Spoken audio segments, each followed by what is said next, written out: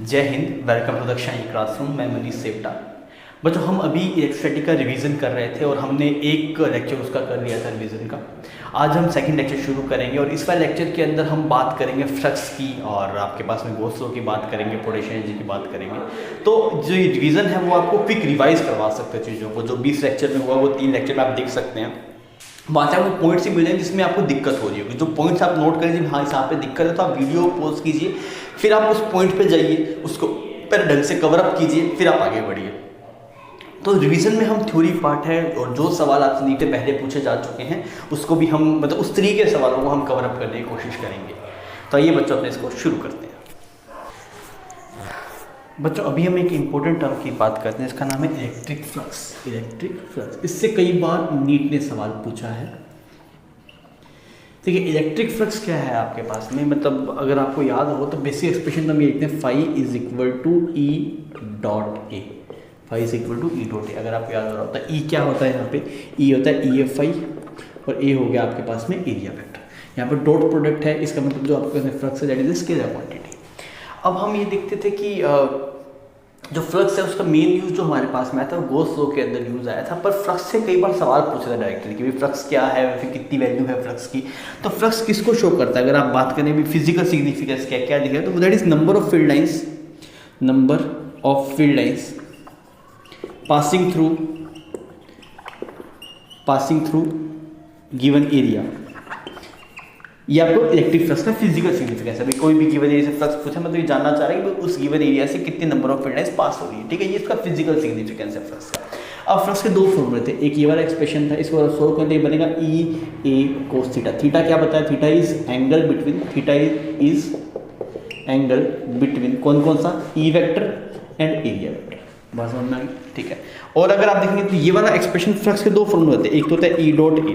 ये कब लगाना है, ये तब लगाना है when E is uniform over the area. अगर आपके पास में ई यूनिफॉर्म है किसी गिवन एरिया के अंदर, आप ये फॉर्मूला लगाएंगे। तो ये कब लगाना है, when E is uniform over A given area. किसी गिवन एरिया में ई की वैल्यू यूनिफॉर्म होगी तो ये एक्सप्रेशन लाएंगे। नहीं तो आप ऐसे फ्लक्स को आप देखेंगे फिर इंटीग्रेट करना पड़ेगा। नॉन यूनिफॉर्म होगा तो आप ऐसे लिखेंगे ई डॉट ए। ये कब लगाएंगे, when E is non uniform, when E is non uniform over area. जो एरिया के ऊपर अगर ई नॉन आपके पास नॉन यूनिफॉर्म होगा तो ये बनेगा integration of E dot d A, और अगर होगा तो आप लिखेंगे phi is equal to E dot A. ये बात समझ में आ गई, ठीक है। अब आपको इससे फील भी आ जाएगा। जैसे मैंने आपको ये चीज़ सिखाई थी कि मान लीजिए जैसे कोई भी एक गिवन एरिया, लेट अज्यूम कुछ ऐसा आपके पास में एरिया है और ऐसे कुछ फील्ड लाइंस आ रही है, तो आपको दिखाई दे रहा है कि हाँ पे इससे अगर बारिश ऊपर से हो रही है तो इससे मैक्सिमम फील्ड लाइन जा रही है। जैसे जैसे आप टिल्ट करेंगे वैसे वैसे नंबर ऑफ फील्ड लाइन क्या होती रहेगी आपके पास में, कम होती रहेगी। तो फिर जो फील्ड लाइंस कितनी पास हो रही है यही फ्लक्स डायरेक्टली लिंक कर रहा है। तो कई बार जो मोस्टली सवाल देखा गया है, जो नीचे पूछा गया ऐसा बोला गया आपको कि ऐसे एरिया है, ये रेडियस कुछ आर होगी, ऐसे कुछ इलेक्ट्रिक फील्ड लाइंस जा रही है, ऐसे इलेक्ट्रिक फील्ड लाइंस जा रही है। तो पूछा गया फ्लक्स कितना है, तो हम क्या लिखेंगे यार, फ्लक्स होता है ई डॉट ए। फ्लक्स क्या है आपके पास, फ्लक्स है ई डॉट ए। अब आप देखिए एरिया वेक्टर क्या होगा, एरिया वेक्टर इस प्लेन के परपेंडिकुलर होता है, इस तरफ होगा, ई वेक्टर इस तरफ, दोनों में एंगल कितना 90 डिग्री है। तो अगर थीटा देखें तो यहाँ पे 90 डिग्री है, तो फ्लक्स की वैल्यू कितनी है, 0 आ जाएगी। और अगर आप फील्ड से समझेंगे तो फील्ड से क्या क्या समझ में आएगा, बारिश ऐसे हो रही है, ऐसे ऐसे बारिश हो रही है, ठीक है, और आप एरिया ऐसे लेके बैठे हैं। तो अगर ऐसे बारिश हो रही है, इस एरिया से कोई भी फ्लक्स पास हो रहा नहीं है। इस एरिया से कब फ्लक्स पास होगा, जब बारिश ऐसे होगी या फिर किसी एंगल पे होगी। मेरी बात समझ में आ रही है। तो इस वजह से फ्लक्स का जो वैल्यू है वो 0 है। ऐसा 2 बार नीट में ऐसा सवाल पूछा गया है। इसके अलावा मान लीजिए कभी ऐसा हो जाए आपके पास कि आपको बोला गया कुछ एरिया ऐसे कुछ टिल्टेड मान लेते हैं ना हम, ऐसे जो एरिया है आपके पास में वो ऐसे कुछ टिल्टेड है आपके पास में और इलेक्ट्रिक फील्ड लाइंस कुछ ऐसी है। ये जो एरिया है आपके पास 30 डिग्री एंगल बना रहा है। तो मैं क्या बोलूँगा, मैं बोलूँगा एरिया वेक्टर बनाओ। एरिया वेक्टर क्या होता है, यहाँ पे ऐसे इलेक्ट्रिक फील्ड लाइंस है कुछ इस तरफ। तो एरिया वेक्टर क्या होगा, इसके परपेंडिकुलर होगा आपके पास में, इसके परपेंडिकुलर होगा। तो ये एंगल 60 डिग्री हो गया, तो यहाँ पे ये एरिया वेक्टर आ गया 60 डिग्री पे। तो फ्लक्स क्या लिखेंगे यहाँ, फ्लक्स लिखेंगे ई ए कोस 60 डिग्री। बात समझ आ गई। तो कभी फ्लक्स के बारे में आपसे बातचीत करें, कभी पूछे तो आप इसको इजीली ऐसे तरीके से निकाल सकते हैं। इसके अलावा फ्लक्स पे कैसे सवाल बन सकते हैं, एक पॉइंट है फ्लक्स में जो इम्पोर्टेंट है, वो ये है कि अगर कभी आप एक कोई भी 3D क्लोज्ड बॉडी को यूनिफॉर्म इलेक्ट्रिक फील्ड में रखते हैं, मेरी बात को सब सुनिएगा, अगर हम कभी भी 3D क्लोज्ड बॉडी को यूनिफॉर्म इलेक्ट्रिक फील्ड में रखते हैं तो उससे पास होने वाला जो फ्लक्स है वो 0 आता है। तो अगर हम बात करें हम लिख रहे हैं net EFI, sorry net flux passing through a 3D closed surface placed in uniform electric field is 0। भाई कभी भी कोई भी आपके पास में 3D क्लोज्ड बॉडी है, जैसे मान लेता हूँ ऐसे करके आपने एक हेमिस्फीयर रखा, क्लोज्ड हेमिस्फीयर है ना ये, इसी हेमिस्फीयर, तो ये 3D क्लोज्ड है। इसको अगर आप यूनिफॉर्म इलेक्ट्रिक फील्ड में ऐसे रखेंगे तो आप क्या बोलेंगे, B phi net through hemisphere, तो कितना आएगा, 0 आएगा। भाई इस हेमिस्फीयर नेट फ्लक्स पास हो रहा होगा, वो 0 आ रहा होगा, इसके लिए हम कुछ यहाँ पे R मान लेते हैं। तो अगर पूछो फ्लक्स थ्रू प्लेन सरफेस, तो कितना आएगा आपके पास, that is E multiply pi R square, यही आएगा। भाई अगर फ्लक्स टू प्लेन सरफेस देखेंगे तो यार इसका एरिया वेक्टर क्या होगा, इसके परपेंडिकुलर होगा, ऐसे इस तरफ भी मान सकते हैं, इस तरफ भी मान सकते हैं, तो एरिया वेक्टर इसके परपेंडिकुलर होगा। E वेक्टर गिवन है तो E डॉट A करें, दोनों में एंगल या 0 या फिर 180 डिग्री, तो कोई दिक्कत नहीं, ये एक्सप्रेशन बन जाएगा। फिर अगर पूछे फ्लक्स थ्रू कर्व्ड सरफेस, तो ये कैसे निकालेंगे, ये अपने आप में अच्छा सवाल है। तो हम क्या बोलते हैं, नेट फ्लक्स हेमिस्फीयर से 0 है, तो जितना इस प्लेन सरफेस से पास होगा उतना ही कर्व से पास होगा, और दोनों का सम इक्विवेलेंट अपोजिट होगा, दोनों की जो वैल्यू होगी वो इक्विवेलेंट अपोजिट होगी। तो इससे अगर प्लस E² R लिखेंगे तो इससे क्या लिखेंगे, माइनस लिखेंगे, फिर पर वैसे ऐसे लिखा जाएगा, इससे ऐसा लिखा जाएगा। हमने ये वाली बात भी की थी कि अगर कभी, सुनना मेरी बात को, अगर कोई प्लेन सरफेस है और उस प्लेन सरफेस से बॉडी के अंदर फ्लक्स एंटर हो रहा है, जैसे अगर आप देख रहे हैं इस वाले सरफेस से फील्ड लाइंस एंटर हो रही है, तो आप वो जो फ्लक्स आपके पास कंसीडर करें दैट इज नेगेटिव। और अगर किसी बॉडी के सरफेस से फील्ड लाइंस बाहर निकल रही है तो आप उससे क्या बोलेंगे, पॉजिटिव बोलेंगे। समझ में आ गई। मान लीजिए एक कुछ कटोरा है जैसे ये, तो ये बॉडी होगी, अब इस प्लेन सरफेस से फील्ड लाइंस क्या हो रही है, अंदर एंटर हो रही है, तो फ्लक्स अंदर आ रहा है। तो अगर फ्लक्स अंदर आ रहा है किसी सरफेस से तो आप उसे नेगेटिव कंसीडर करेंगे, और किसी सरफेस से बाहर जा रहा है तो आप उसे क्या कंसीडर करेंगे, पॉजिटिव कंसीडर करेंगे। ऐसा क्यों करते हैं, वो गॉस लॉ में हम बात करते हैं, because E dot ds Q side by side note होता है, अंदर नेगेटिव चार्ज होता है तो फील्ड लाइन आएगी, पॉजिटिव चार्ज होता है तो बाहर जाएगी। उस पर हम चर्चा वहाँ पे हमने की भी थी, हम देख भी लेंगे, बस आप इस बात का ध्यान रखिएगा। तो इस वाले बेसिस पे कई सवाल आ सकते हैं आपके पास में, आपको 3D को सरफेस दिखा देगा, क्योंकि अगर सवाल में डायरेक्टली ये पूछता है स्कर्ट सरफेस से कितना फ्लक्स जा रहा है तो वो निकालना थोड़ी दिक्कत होता है। क्यों निकालना दिक्कत होता, बिकॉज यहाँ पे एरिया वेक्टर परपेंडिकुलर आ रहा है, बिकॉज ये तो कटोरा है ना ऐसे, तो अगर ये ऐसे कटोरा है आपके पास में तो इसके हर एक फेस पे जो एरिया वेक्टर होगा वैसे परपेंडिकुलर होगा। ये बात समझ में आ रही है। तो अगर एरिया वेक्टर परपेंडिकुलर है, फिर आप E और A में एंगल देखें तो हर एक पॉइंट पे बदलता जा रहा है, वो तो बहुत दिक्कत हो जाएगी। तो अगर कहीं भी कर्व्ड सरफेस से पूछे तो हम उसमें ऐसे यूज़ किया, मुझे पता था नेट फ्लक्स इस बॉडी से 0 होना चाहिए, तो इससे जो आएगा भाई इससे होगा, तो हमने उस हिसाब से प्रोसीड इसको कर लिया। क्लियर है बात, कोई दिक्कत नहीं, ठीक है। सिमिलरली ऐसा भी हो सकता है आपके पास में कि एक हेमिस्फीयर है, एक सिलेंडर है आपके पास में, सिलेंडर को ऐसे हाफ पोर्शन में ऐसे कट किया गया ना, ऐसे एक सिलेंडर है आपके पास में, समझ में आ रहा है, ऐसे सिलेंडर है आपके पास में, इस तरीके का ऐसा सिलेंडर हमने बनाया,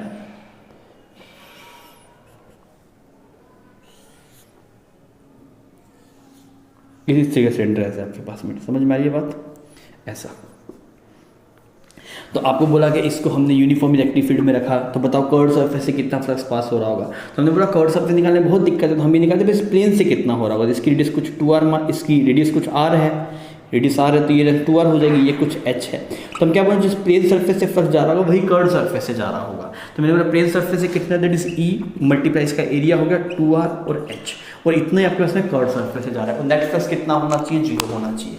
तो आप बोलेंगे इस प्लेन सरफेस से पॉजिटिव ले नेगेटिव ले, तो मैंने बताया कि अगर किसी एरिया से बॉडी में फ्लक्स एंटर हो रहा है, हाँ इस वजह से एंटर हो रहा है, तो आप उसे नेगेटिव कंसीडर करेंगे। ये फ्लक्स आ गया प्लेन सरफेस से, ये बात समझ में, this is from plane surface, ठीक है। अगर आप कर्व्ड सरफेस से बात करेंगे तो आप इसका जस्ट अपोजिट ले लीजिए, तो ये आपका जवाब हो जाएगा। सवाल क्या था कि इसी कर्व्ड सरफेस से कितना फ्लक्स जाएगा, it is E 2r multiply h। समझ में आ गई ये वाली बात। तो ये फ्लक्स के सवाल आ सकते हैं, 2 बार सवाल आया, उसमें ऐसा ही हुआ कि आपको प्लेन दे दिया, मतलब ऐसे एक प्लेन था, इलेक्ट्रिक फील्ड भी इसी प्लेन में पकड़ा दिया। अब क्या हो रहा है, यहाँ पे फ्लक्स 0 हो जाएगा, क्योंकि एरिया आपके पास में जो थीटा है एरिया वेक्टर और E के बीच में वो 90 डिग्री है। क्लियर। तो कभी फ्लक्स के सवाल डायरेक्टली आए तो आप इस तरीके से प्रोसीड इसको कर सकते हैं।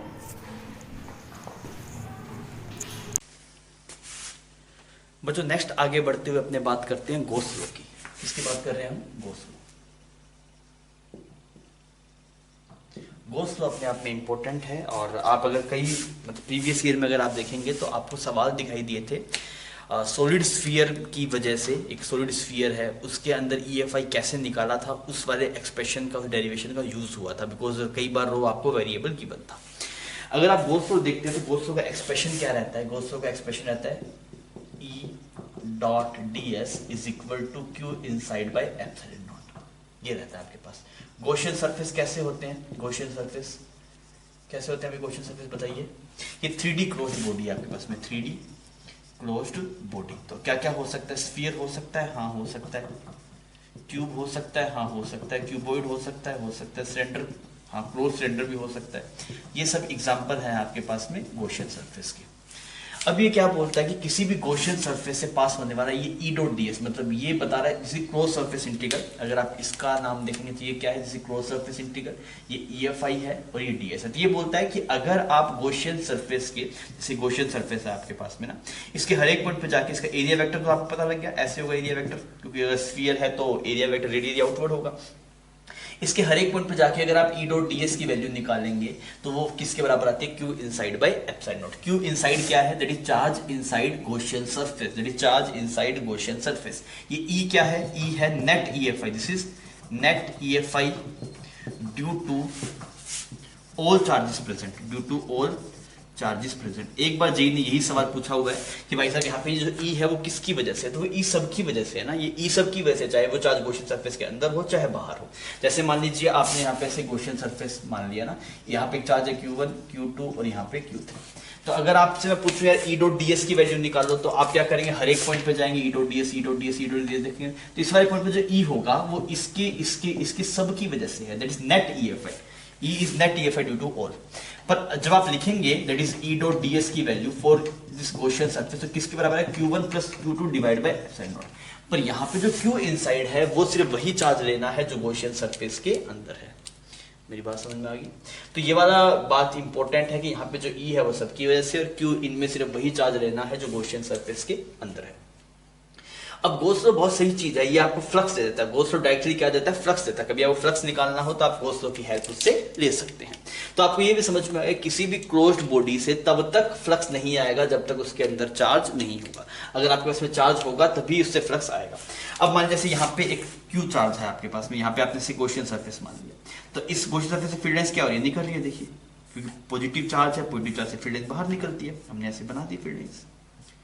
तो अब आप देखिए इस गॉसियन सरफेस से जब फील्ड लाइन बाहर निकल रही है तो फ्लक्स कैसा आ रहा है, फ्लक्स आ रहा है पॉजिटिव। इसीलिए इससे पहले मैंने बताया था अगर कोई बॉडी है, कोई क्लोज्ड बॉडी है, उसके सरफेस से फील्ड लाइंस बाहर निकल रही है तो आप उसको पॉजिटिव कंसीडर कीजिए, बिकॉज मुझे पता था कि अगर फील्ड लाइंस बाहर निकल रही होगी तो पॉजिटिव चार्ज कोरस्पॉन्डिंग होगी। इसलिए मैंने वहां पे बोला था कि अगर किसी कोई एक सरफेस है आपके पास में और वो किसी बॉडी से एसोसिएटेड है और फील्ड लाइन उससे बाहर निकल रही है, तो अगर फील्ड लाइन उससे बाहर निकल रही होगी तो आप उसे पॉजिटिव कंसीडर करेंगे।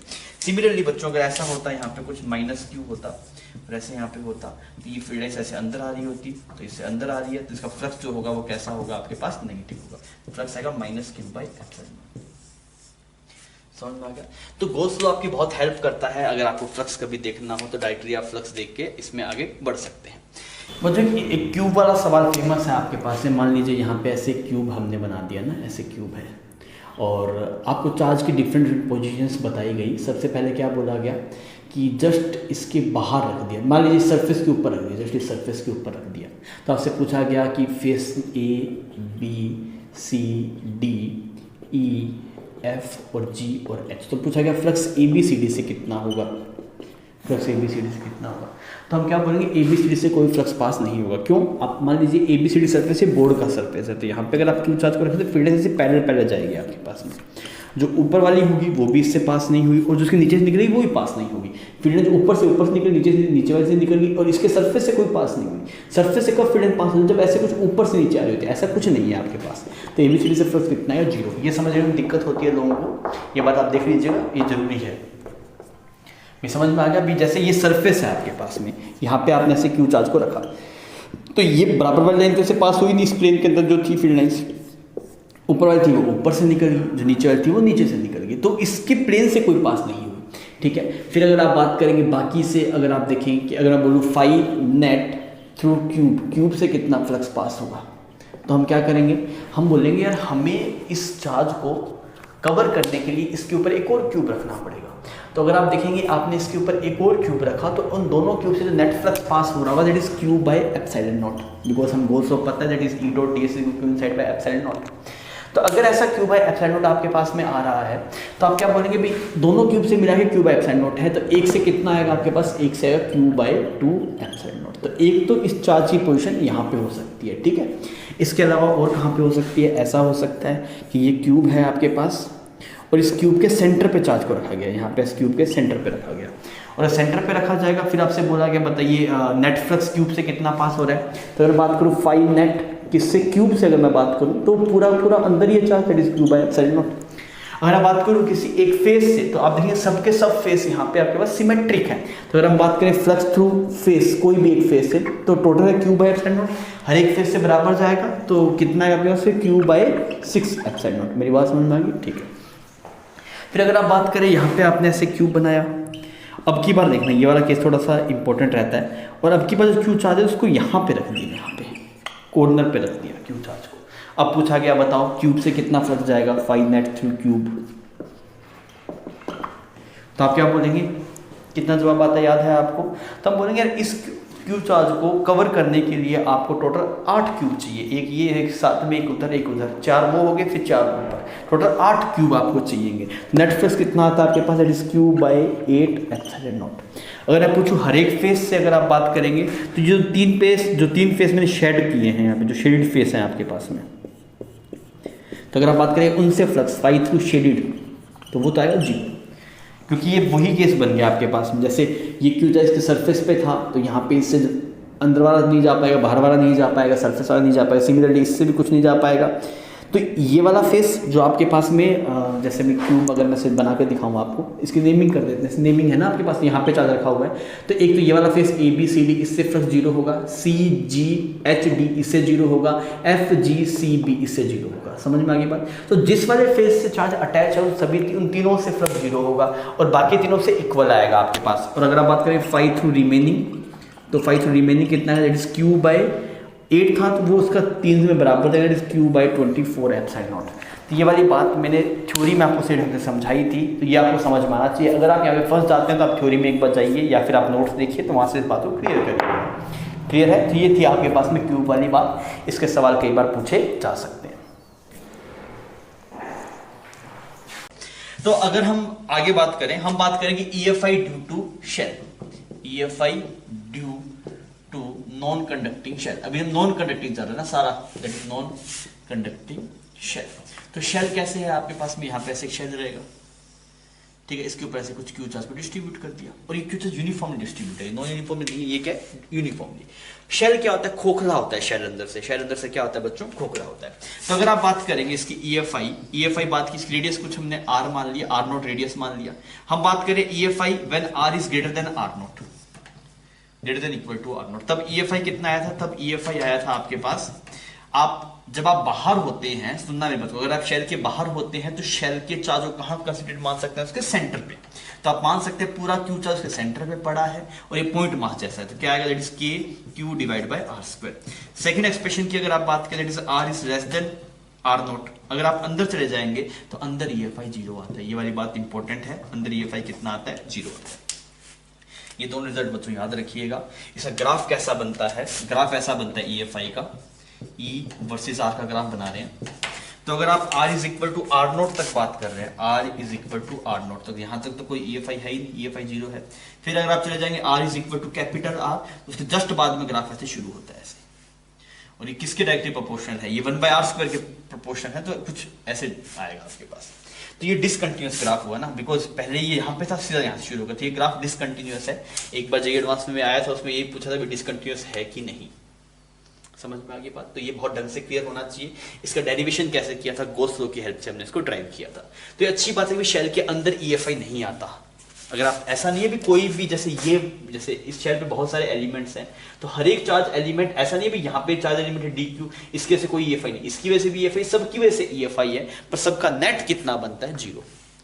भाई आपके पास में कूलम्स हो तो लगेगा ना भाई, यहाँ पे कोई भी डी क्यू होगा शेल के ऊपर, हर एक डी क्यू की वजह से EFI है, पर सबका नेट इफेक्ट की बात हो रही है यहाँ पे, नेट इफेक्ट जीरो है। ऐसा नहीं है कोई भी चार्ज लगा ही नहीं रहा, लगा तो सबके सब रहे हैं, पर उनका नेट इफेक्ट कितना आ जा रहा है, जीरो आ जा रहा है। सेकंड बात करते हैं, that is EFI due to, this is EFI due to क्या आ गया इसमें, सॉलिड स्फीयर। ये सब नॉन कंडक्टिव चल रहा है ना अभी तक। सॉलिड स्फीयर है तो इसमें हमने मान लिया कि चार्ज रो क्या है आपके पास में, चार्ज डेंसिटी, रो है चार्ज डेंसिटी। अच्छा, अगर टोटल चार्ज Q है तो रो को क्या लिख देंगे, that is Q divide by 4/3 pi R0 का क्यूब, इसकी रेडियस कुछ R0 मान लीजिए।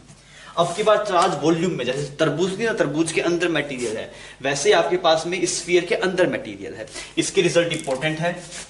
अगर आप बात कर रहे हैं पहला case, when R is greater than equal to R0, तो ग्रेटर देन R0 का मतलब क्या है, आप इसके बाहर हैं, इसके अंदर नहीं, आप बाहर हैं। और बाहर होंगे तो सेम यही वाली कहानी, आप इसके सारे चार्जों कहां पे मान सकते हैं, सेंटर पे कंसिडर्ड मान सकते हैं। तो आप क्या लिख देंगे, ई क्या बन जाएगा, that is K Q divide by R square. कोई आर डिस्टेंस में है आप यहाँ पे, तो के क्यू बाय आर स्क्वायर लिख देंगे। या फिर आप रो की फॉर्म में लिखना चाहें तो इसको लिख दिए रो मल्टीप्लाई 4/3 पाई R0 का क्यूब। समझ आ गया बात। ये तो है बाहर वाले केस की, तो बाहर वाले दोनों का सेम पैटर्न है ना आपके पास। अंदर देखें तो इसके अंदर जीरो है, पर इसके अंदर जीरो नहीं आता आपके पास। इसके अंदर क्या आता है बच्चों आपके पास, अगर आप बात करेंगे लेस देन आर में, तो इसके अंदर अगर आप बात करें तो EFI कितना आता है, दैट इज रो, इस EFI is, this is very important result बच्चों, आप याद रखेंगे इसे, E is equal to rho by 3 rho R by 3, ऐसा एक्सप्रेशन आता है। और किस तरफ आएगा, मान लीजिए अगर आप इस वाले पॉइंट पे देखना चाह रहे हैं, तो अगर मतलब जो जैसे इस वाले पॉइंट पे तो जो डायरेक्शन इधर इज रेडियली, तो अगर आप यहाँ पे देखना चाह रहे हैं तो इस तरफ आ जाएगा, रिपेल कर रहा है, यहाँ पे देखना चाहेंगे तो इस तरफ आ जाएगा, यहाँ पे देखना रेडियली आउटवर्ड। और अगर नेगेटिव चार्ज होता तो ऊपर की तरफ आ जाता। ठीक है, डायरेक्शन तो वैसे ही जैसे हम यहाँ पे देखते हैं सेम डिट्टो है, जैसे यहाँ पे किस तरफ होगी, रेडियली आउटवर्ड। सिमिलरली अंदर वाले पॉइंट्स पे भी ऐसे ही रहेगा, रेडियली आउटवर्ड। इसका डेरिवेशन है वो इंपॉर्टेंट था, इसके डेरिवेशन के कोरस्पॉन्डिंग 2 बार सवाल आपसे पूछा जा चुका है, उसमें रो को थोड़ा सा वेरी कर लिया, तो आप डेरिवेशन से ढंग से देख के जाइएगा, डेरिवेशन में नहीं फंसना है। क्लियर। इसका ग्राफ बना के बताइए मुझे, ग्राफ कैसा बनेगा। तो ग्राफ अगर आप देखेंगे तो पहले तो EFI है वो डायरेक्टली प्रोपोर्शनल टू R है, हम E वर्सेस R का ग्राफ प्लॉट कर रहे हैं, तो पहले डायरेक्टली प्रोपोर्शनल ऐसे बना दिया, कहां तक, R is equal to capital R तक। फिर उसके बाद में अगर आप देख रहे हैं तो फिर ये ऐसे करके कुछ ऐसे जाएगा। आप R इज मतलब कैपिटल R की वैल्यू आप यहाँ पे पुट करिए, यहाँ पे पुट करिए, सेम ही वैल्यू आएगी। मतलब अगर आपको देखना R is equal to capital R, मतलब जस्ट सरफेस पे EFI देखना हो तो आप इसमें पुट करें तब भी वही रिजल्ट आएगा, इसमें पुट करें तब भी वही रिजल्ट, दोनों का सेम रिजल्ट आता है। इस वजह से ग्राफ कंटिन्यूअस है, यहाँ पे ब्रेक नहीं हुआ। अगर ये होता भी यहाँ पे R पुट करता अलग वैल्यू आती तब दिक्कत होता, फिर ग्राफ डिसकंटिन्यूअस हो जाता। तो आप यहाँ से देखिए, यहाँ से ऐसे पहले वैल्यू ऐसे बढ़ रही है फिर ये ऐसे जा रही है, तो ये आपके पास में कॉन्टिन्यूअस ग्राफ है, ये डिसकंटिन्यूअस ग्राफ है। तो ये एक्सप्रेशन याद रखिएगा बच्चों, ये कई बार हमसे पूछा गया है, दिस इज वेरी इंपॉर्टेंट कि सॉलिड स्फीयर के अंदर आता है रो R बाय 3, बाहर आता है K Q by R square. Clear है। बच्चों अभी हम बात करेंगे कि जो आपने EFI देखा एक शेल की वजह से और सॉलिड स्फीयर की वजह से, वो ड्राइव कैसे होता है वो थोड़ा सा एक बार देख लेते हैं। तो हमें ये पता है कि यहाँ पे मान लीजिए ऐसे एक शेल है आपके पास में ना, तो हमने कैसे ड्राइव किया था, सबसे पहले ये बोला भी शेल के अंदर हम एक ऐसे गॉसियन सरफेस पकड़ लेते हैं, ये हमने गॉसियन सरफेस पकड़ लिया। ठीक है, तो शेल के अंदर हमने गॉसियन सरफेस पकड़ी, इस पर कुछ Q चार्ज है, तो बाहर जाता है गॉसियन सरफेस के अंदर तो कुछ चार्ज आया ही नहीं। तो अगर आप लिखेंगे सबसे पहले हम केस करें when R is less then R, इसकी रेडियस कुछ आप मान लीजिए R0, तो हम कब हैं, हम इसके अंदर हैं शेल के, तो आप ये E dot ds is equal to Q inside by epsilon naught, ये हो गया आपके पास में गॉस लॉ। अब Q इनसाइड तो गॉसियन सरफेस में कुछ है ही नहीं, तो आप E को बाहर निकालें तो ये क्या बन जाएगा, that is 4 pi small r square is equal to 0, तो E की वैल्यू क्या आ गई आपके पास में 0 आ गई।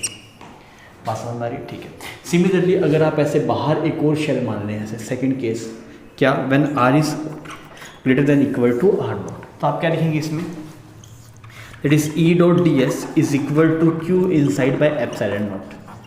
तो अगर आप यहाँ पे देखें तो E को बाहर निकाल लिया, ds कितना आ गया 4 पाई r स्क्वायर। अब इसके अंदर Q इनसाइड अगर आप देखेंगे तो Q इनसाइड पूरा चार्ज इसके अंदर आ गया, तो आप लिखेंगे Q divide by epsilon naught, तो E का एक्सप्रेशन कुछ ऐसा बन गया, that is Q divide by 4 pi epsilon not r square, तो E कितना आ गया आपके पास में KQ बाय r स्क्वायर। ठीक है, सिमिलरली आप सेम कंसेप्ट से आप ड्राइव करके देख सकते हैं सॉलिड स्फीयर का, तो इसके रिजल्ट हम देख चुके हैं। अब एक सवाल कर लेते हैं, मैं आपको यहाँ पे बोलूँ कि एक क्यू चार्ज है ना, एक क्यू चार्ज है, ये शेल है अभी आपके पास, दिस इज शेल, और इसमें 2 पॉइंट है, एक पॉइंट यहाँ पे ए पॉइंट और बी पॉइंट कुछ यहाँ पे है, और इसकी दूरी यहाँ से कुछ r/2 है, इसकी दूरी कुछ 3r है। तो आपसे मैं बोलूँ ये शेल है, तो बताइए ई एट पॉइंट ए कितना होगा, एंड पॉइंट बी कितना होगा, ये आप मुझे करके बताइए।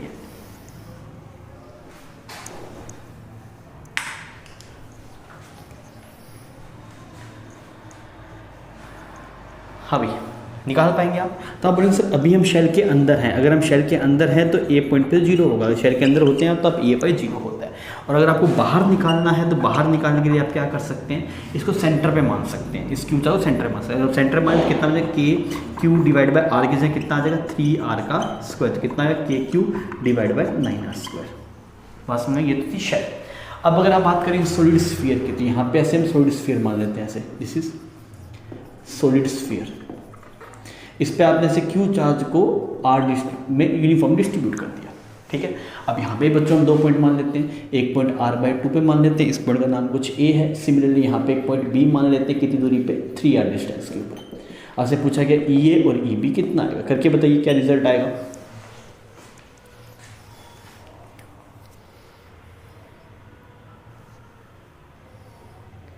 तो आप क्या बोलेंगे, अगर हम अंदर हैं तो अंदर हैं तो सॉलिड स्फीयर के अंदर, तो EFI कितना है ρ/3 r। अभी तो रो की टर्म में लिखा ही नहीं हुआ, क्यू की टर्म में लिखा हो तो कोई नहीं, हम निकाल लेते हैं, क्यू डिवाइड बाई 4/3 πr3, ये रो आ गया, यहाँ पे 3 आ गया, और r की जगह कितना आएगा आपके पास में r/2, बिकॉज आप r/2 दूरी की बात कर रहे हैं। तो यहाँ पे अगर आप चेक करेंगे, इस 3 ने इसको उड़ा दिया तो क्या बनेगा, क्यू डिवाइड बाई 4πε0, और यहाँ पे ये बन गया 8, Q डिवाइड बाई 8πε0, और यहाँ पे बन गया r स्क्वायर। ये आ गया आपके पास में ए पॉइंट के ऊपर EFI। समझ में आ गई बच्चों बात, कोई दिक्कत नहीं। अगर आपको बी पे निकालना है तब कोई दिक्कत नहीं है, अगर बी पे निकालना तो बाहर है, और बाहर निकालने के लिए आप पूरे चार्ज को सेंटर में मान सकते हैं, तो ये बन जाएगा के क्यू डिवाइड बाई आर बन जाएगा 3r, तो ये बन जाएगा 9r स्क्वायर। ये आपके पास में बी पॉइंट पर EFI आ गया। आई होप आपको चमक गई होगी बात, कोई दिक्कत नहीं है। इसको आप के की टर्म में भी लिख सकते हैं, इट विल बिकम के Q divide by 2r square, ऐसा एक्सप्रेशन भी लिख सकते हैं आप इस EA को। तो कभी भी आपके पास में आए शेल के लिए, सॉलिड स्फीयर के लिए, तो रिजल्ट याद होने बहुत ज़रूरी है। सॉलिड स्फीयर का रिजल्ट लोग थोड़ा भूल जाते हैं, तो आप उसको थोड़ा ढंग से याद रखिएगा। शेल वाले में दिक्कत नहीं आती, अंदर 0 है, बाहर K Q by R square. Solid sphere के अंदर है ρr/3ε0, बाहर है K Q by R square. ठीक है बच्चों, अब आइए अपने आगे बढ़ते हैं।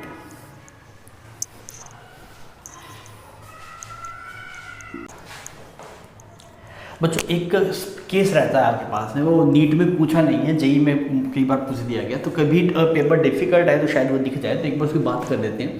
ये आपके पास में सॉलिड स्फीयर है जी, सॉलिड स्फीयर, ठीक है, सॉलिड नॉन कंडक्टिंग स्फीयर। फिर अब इसके अंदर से क्या हुआ, आपने ऐसे कैविटी काट ली, ऐसे यहाँ पे इसके अंदर से ऐसे कैविटी काट ली, इसमें से कैविटी रिमूव किया गया, सॉलिड स्फीयर में से कैविटी रिमूव कर दी। आपसे पूछा गया बताइए E इनसाइड कैविटी कितना होगा, E इनसाइड कैविटी हमसे पूछा गया। बात समझ में आ गई, तब कैसे करेंगे, देखिए हम यहाँ मान लेते हैं कि ये पॉइंट कुछ A है, ये इसका सेंटर है C1, ये कैविटी का सेंटर है C2। समझ में आया क्या है, सॉलिड स्फीयर में से कैविटी काटे, इतना ही पोर्शन बचा हुआ, बाकी सब काट के दूर फेंक दिया। हम इस ए पॉइंट पे EFI निकालते हैं, तो हम क्या करेंगे, हम प्रिंसिपल ऑफ सुपर पोजिशन का यूज़ करेंगे। तो अगर मैं बोल रहा हूँ E at point A net कितना होगा, तो मैं क्या बोलूँ, सबसे पहले बोल रहा हूँ EFI due to sphere, EFI किसकी वजह से, स्फीयर की वजह से, माइनस EFI किसकी वजह से बच्चों आपके पास, दैट इज कैविटी की वजह से। अगर आप इन दोनों को की वैल्यू निकालें तो बात बन जाएगी। तो आप देखिए, अगर आप ए पॉइंट पे निकालेंगे पूरे की वजह से, तो E at A due to complete, अगर आप चेक कर रहे हैं E due to A complete, अगर आप चेक करें, दैट इज ρ/3ε0, इसका नाम कुछ C1, तो ये कितना बन जाएगा, EFI याद है ना, ρ/3r, तो ये यहाँ पे ऐसा कुछ बन जाएगा। अब मुझे इनको सब्ट्रैक्ट करना है तो वेक्टर फॉर्म में होने चाहिए, बिकॉज ये दोनों वेक्टर फॉर्म में है ना आपके पास, आप डायरेक्टली नहीं सब्ट्रैक्ट कर सकते। हो सकता है एक की वजह से EFI इस तरफ हो, एक की वजह से EFI इस तरफ हो, नेट सीधा नहीं कर सकते, हमें वेक्टरली सब्ट्रैक्ट करना पड़ेगा। Vector method will be used for subtraction. बात समझ में आ रही है, तो सब्ट्रैक्शन का तो वेक्टर मेथड से करना पड़ेगा। तो अगर आप यहाँ पे देखें ρ/3ε0, CA वेक्टर आ गया आपके पास, माइनस इसकी वजह से अगर हम चेक करेंगे तो इस कैविटी की वजह से, कैविटी की वजह से लिखना ना EFI ड्यू टू कैविटी, तो ये भी इस कैविटी की वजह से देखूंगा तो मैं बोलूँगा ये भी सॉलिड स्फीयर है, इसके भी ये पॉइंट अंदर है, तो मैं क्या लिखूंगा, that is minus rho by 3 epsilon not, उसकी वजह से कितना है C2a। क्लियर? तो अगर आप नेट देख रहे हैं ई नेट कितना आ गया आपके पास, तो रो बाई 3 एप्सिलॉन तो बाहर आ गया, ये बन गया CA vector minus C2a vector, is C1a vector, is C2a vector. Clear? अब आप देखिए ये C1a वेक्टर है, ये C2a वेक्टर, देखिए ऐसा कुछ C1a है और यहाँ पे आपके पास ऐसा कुछ C2a है। तो अगर आप C1a में C2a करेंगे तो माइनस C2a करा ना, तो आपने C2a को उल्टा कर दिया, ऐसे ऐसे बना दिया। ठीक है, C2a ऐसा था, माइनस का तो इसे उल्टा कर दिया। अब इसको जोड़ेंगे तो ऐसा कुछ बन जाएगा। तो ये फाइनल रिजल्टेंट क्या आ रहा है, देखिए C1a vector minus C2a vector जो आपके पास में है, C1 C2 वेक्टर आ रहा है। ये बात समझ में आ रही है? फिर देखिए एक ये वाला वेक्टर है, इसमें C वाला वेक्टर सेपरेट करें तो कुछ ऐसा हो जाएगा, रिजल्टेंट क्या बनेगा, ये वाला वेक्टर बनेगा C1 C2। तो ये इसको आप क्या लिखेंगे, दैट इज ई नेट जो आपके पास में आ रहा है, that is rho by 3 epsilon naught vector हो गया C1 C2 वेक्टर। अब ये खूबसूरत रिजल्ट है, इसमें क्या खूबसूरती है आपके पास में, एक खूबसूरती तो ये है कि इस कैविटी के हर एक पॉइंट पे, इस कैविटी के जो आपके पास कोई भी पॉइंट है उस पर जो मैग्नीट्यूड है वो सेम है। Magnitude at any point in, मतलब जो EFI अगर आप कैविटी के अंदर चेक कर रहे हैं तो कैविटी के अंदर कोई भी पॉइंट पर जो EFI है उसका मैग्नीट्यूड क्या है आपके पास सेम है, that is rho by 3 epsilon C1 C2, और डायरेक्शन भी सेम है। डायरेक्शन किस तरफ है, C1 C2 डायरेक्शन। मेरी बात समझ में आ गई? तब क्या बोलेंगे, दैट इज मैग्नीट्यूड, क्यों खूबसूरत है ये, magnitude and direction of EFI is uniform in cavity. मेरी बात समझ में आई? कुछ ऐसा सेटअप बन गया आपके पास में। तो आप देखेंगे तो कैसा बनेगा, देखिए इसका मतलब क्या हो गया कि C1 ये हो गया, C2 ये हो गया, तो हर एक पॉइंट में जो EFI हो C1 C2 डायरेक्शन में, इस तरफ जो C1 C2 वेक्टर इस तरफ है ना, तो हर एक पॉइंट में EFI इसी तरफ है आपके पास, और उसका मैग्नीट्यूड भी क्या है आपके पास है, फिक्स है। तो कई बार ये सवाल ऐसे आ सकता है, आपको कैविटी लेके पूछ ले कि इसके अंदर जो E है वो यूनिफॉर्म है कि नॉन यूनिफॉर्म है। तो कभी अगर डिफिकल्ट पेपर कभी नीट ने पूछा तो आपको ये वाला केस दिखाई दे सकता है। ठीक है बच्चों, तो आप इसे ढंग से देख के जाइए, मे भी कभी आपसे पूछ लिया जाए। आगे बढ़ते हुए हम एक इंपॉर्टेंट चीज की बात करते हैं, that is EFI due to infinite sheet. जैसे मान लीजिए आपके पास में ऐसे एक शीट रहेगा ना, ऐसे एक शीट रहेगा, ठीक है, और इस शीट की वजह से EFI कई बार पूछ लेता है। अब आप देखिए अगर एक फेस पे सिग्मा है, सिर्फ एक ही फेस पे आपके पास में सिग्मा है, तो EFI आता है सिग्मा बाई 2 एप्सिलॉन नॉट आएगा EFI। सिमिलरली अगर आप इस तरफ देखें, that is sigma by 2 epsilon. और जैसे यहाँ पे दो प्लेट्स है और इस पे यहाँ पे भी सिग्मा है, यहाँ पे भी सिग्मा है, इस पे सिग्मा 1, इस पे सिग्मा 2, तो आप क्या लिखेंगे, इस वाले की वजह से यहाँ पे आएगा सिग्मा 1 बाई 2 एप्सिलॉन नॉट, और इसकी वजह से भी यहाँ पे आएगा that is sigma 2 by 2 epsilon naught. Net कितना हो जाएगा, sigma 1 plus sigma 2 divide by 2 epsilon naught. तो ई नेट आ जाएगा आपके पास sigma 1 plus sigma 2 divide by 2 epsilon. आप कंफ्यूज मत होना, आप ये देखना बस एक फेस की वजह से आता है सिग्मा बाई 2 एप्सिलॉन, और अगर यहाँ पे दो फेस होंगे तो उनकी वजह से आ जाएगा, आप दोनों को अलग अलग लिख दीजिए और उनको फिर आप जोड़ दीजिए। तो ये वाला पार्ट इंपॉर्टेंट है। इसमें अच्छी बात ये है कि यहाँ पे EFI डिस्टेंस पे डिपेंड नहीं करता, यहाँ पे EFI यूनिफॉर्म है और ये इनफाइनाइट शीट की वजह से। ठीक है, तो हमने गॉस लॉ में कैसे किया था, इसको सेंटर एक मान के या फिर आप एक क्यूब लेके भी गॉसियन सरफेस में आप प्रोसीड कर सकते हैं। इसका डेरिवेशन आपके पास में जो आपके पास में ये जो बोर्ड वाले एग्जाम में इसे पूछा जा सकता है। ठीक है, तो देख लिया आपने, अब आइए अपने आगे बढ़ते हैं। बच्चों अभी हम एक सबसे इंपॉर्टेंट चीज़ की बात करें जिससे नीट ने अच्छे खासे सवाल पूछे हैं, वो टर्म है इलेक्ट्रोस्टैटिक पोटेंशियल एनर्जी। तो अगर हम बात करें इलेक्ट्रोस्टैटिक पोटेंशियल एनर्जी, तो आपको पता है पोटेंशियल एनर्जी सिर्फ किसके लिए डिफाइंड होती है, कंजर्वेटिव फोर्सेस के लिए डिफाइंड होती है, और जो इलेक्ट्रोस्टैटिक फोर्स है वो कंजर्वेटिव है, तो इसलिए उसकी वजह से पोटेंशियल एनर्जी लिखी जाती है। तो एक बार आप स्क्रीन पॉज करके आप याद करिए कि आप पोटेंशियल के बारे में कितना कुछ जानते हैं, और फिर आप इसको थोड़ा देखते हैं। और ये इंपॉर्टेंट है ना बच्चों, इलेक्ट्रोस्टैटिक पोटेंशियल एनर्जी के कोरस्पॉन्डिंग कई फॉर्मेट में सवाल पूछे गए, मैं सब फॉर्मेट एक बार आपको क्विक रिवाइज करवाऊंगा। तो हम बात करते हैं तो हमें समझ में आता है कि जो पोटेंशियल एनर्जी डिफाइन ही नहीं है, सिर्फ change in potential energy define है। पोटेंशियल एनर्जी डिफाइन नहीं है, क्या डिफाइन है बच्चों, चेंज इन पोटेंशियल एनर्जी। और चेंज इन पोटेंशियल एनर्जी किसके बराबर आता है, that is negative of work done by conservative force. Change in potential energy किसके बराबर है, that is negative of work done by conservative force. ये बात समझ में आ गई, ठीक है। और अगर आप देखिए इसकी वैल्यू, अगर मान लीजिए हम work done by conservative force निकाल लें, फिर उसका माइनस करें, तो अगर ये एक चार्ज है Q1 और एक चार्ज है आपके पास में Q2, और अगर ये R सेपरेशन दूरी पे है आपके पास, तो इसकी जो पोटेंशियल एनर्जी आपके पास में निकल के आती है, that is K Q1 Q2 divide by R, ये पोटेंशियल एनर्जी आती है। पर सर आप तो बोले चेंज इन पोटेंशियल डिफाइन है, अभी आपने एक्सेप्टरी पोटेंशियल लिख दी, तो ये हमने कब लिखी, कब, इफ़ U एट इन्फिनिटी, हमने रेफरेंस मान लिया कि इन्फिनिटी पोटेंशियल कितनी है, 0 है। ये एक्सप्रेशन आता है पोटेंशियल एनर्जी का। यहाँ पे जो Q1 एंड Q2 की वैल्यू है, value put value of Q1 and Q2 with sign Q1 Q2 value क्या पुट करनी है बच्चों, विद साइन पुट करनी है। बात समझ में आ गई। तो अगर नेगेटिव एक पॉजिटिव है तो यहाँ पे पॉजिटिव, दूसरा नेगेटिव है तो यहाँ पे उसको नेगेटिव लिखना पड़ेगा। दोनों पॉजिटिव है तो प्लस रहेगा, एक पॉजिटिव एक नेगेटिव है तो फाइनल टर्म नेगेटिव बन जाएगी, दोनों नेगेटिव है तो ये फाइनल टर्म पॉजिटिव बन जाएगी। अगर आप इसका डेरिवेशन देखें तो डेरिवेशन भी आसान था। तो हमने क्या बोला था, यहाँ पे एक चार्ज है आपके पास में Q1 और यहाँ पे एक चार्ज है Q2। इनके बीच में इनिशियल सेपरेशन कितना है आपके पास में, R1 है। फिर बाद में अगर आप देख रहे हैं तो फाइनल सेपरेशन क्या बन गया, कुछ R2 बना दिया हमने ना। ये Q1 Q2 और इन दोनों चार्जेस के बीच में फाइनल सेपरेशन कितना बन गया, R2 बन गया। अब अगर हम लिखिए वर्क डन किसका निकालना है, कंजर्वेटिव फोर्स। कौन है कंजर्वेटिव फोर्स, इलेक्ट्रोस्टैटिक फोर्स है। तो अगर आप इलेक्ट्रोस्टैटिक फोर्स का वर्क डन लिखेंगे तो वर्क डन होता है F.ds। क्या होता है बच्चों, F.ds। तो अगर आप इलेक्ट्रोस्टैटिक फोर्स देखें तो ये बता है Q1 Q2 divide by R² multiply dr। क्यों, क्योंकि ये फोर्स वेरिएबल फोर्स है, कांस्टेंट फोर्स नहीं है। जैसे जैसे सेपरेशन चेंज होगा वैसे वैसे फोर्स भी क्या हो जाएगा, चेंज हो जाएगा। तो मैंने किसी r डिस्टेंस के ऊपर फोर्स दिखा और उस r डिस्टेंस पे dr डिस्टेंस को मूव करवाया।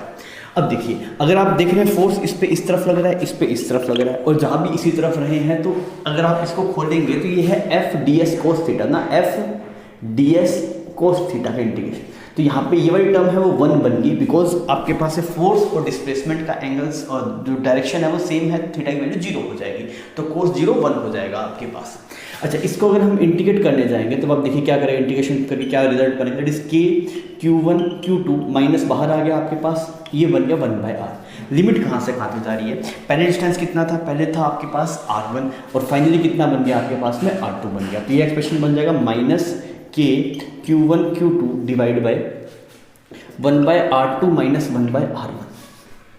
कोई दिक्कत नहीं इसके अंदर, ऐसा बन गया, ठीक। अच्छा, अब अगर आप पोटेंशियल एनर्जी लिखेंगे तो डेल्टा यू क्या है, negative of order by conservative force. तो अगर आप यहाँ पे डेल्टा यू निकालेंगे तो डेल्टा यू क्या बन जाएगा, इसका माइनस, तो ऐसा बन जाएगा कि Q1 Q2 divide by 1/r2 minus 1/r1।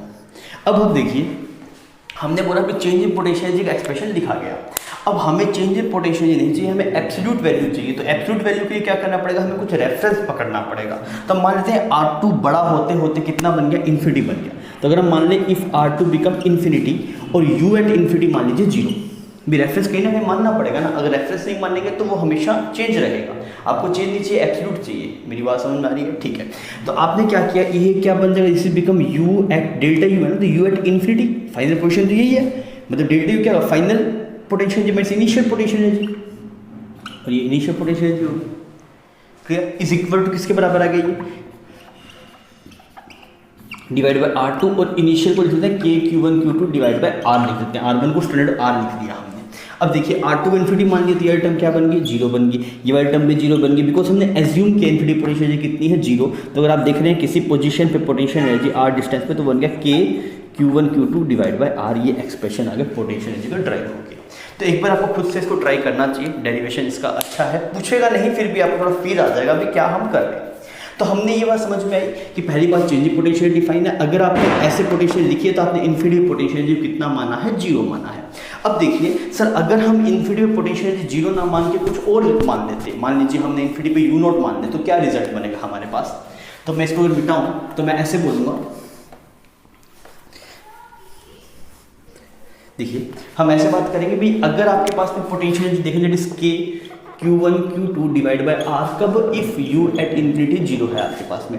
अगर मैं बोल दूँ U एट इन्फिनिटी U0 है, तो पोटेंशियल का फॉर्मूला क्या बन जाएगा, Q1 Q2 बाय R। पहले वाला था वो सेम का सेम, पहले इन्फिनिटी पे 0 थी तो यहाँ प्लस 0 था। अब यहाँ पे इन्फिनिटी पे 0 नहीं, U0 है तो एक्सप्रेशन ऐसा बन जाएगा। मेरी बात समझ, ऐसा सवाल आ सकता है आपके पास, आपको बोल दे यहाँ पे 10 कूलम है, यहाँ पे -5 कूलम है, बीच का सेपरेशन कुछ 2 मीटर है, और आपको बोल दिया इन्फिनिटी में जो पोटेंशियल दैट इज -20 जूल। तो आपसे बोला गया कि इस वाले केस की पोटेंशियल एनर्जी कितनी आएगी, ऐसे पूछा जाएगी, ठीक है। तो आप क्या लिखेंगे, potential energy that is Q1 Q2 divide by R। देखिए मैंने विद साइन पुट किया है, प्लस इन्फिनिटी की भी आप ऐड कर दीजिए, जैसे ये सेम सेम ऐड कर दीजिए। पहले इन्फिनिटी 0 होता था तब भी हम यहाँ पे 0 ऐड करते थे, पर वो 0 है इसमें से दिखता नहीं था, पर कुछ वैल्यू होगी तो वो आपको यहाँ पे ऐड करनी पड़ेगी। तो फाइनल जवाब कितना आ जाएगा आपके पास, -25 के -20। ये एक्सप्रेशन आपके पास पोटेंशियल एनर्जी का फाइनल एक्सप्रेशन आ गया। क्लियर। तो कोई भी अगर इन्फिनिटी पोटेंशियल एनर्जी गिवन हो तो आपको घबराना नहीं है, पोटेंशियल एनर्जी की जो इन्फिनिटी पोटेंशियल एनर्जी वो सेम की सेम आप ऐड कर देंगे।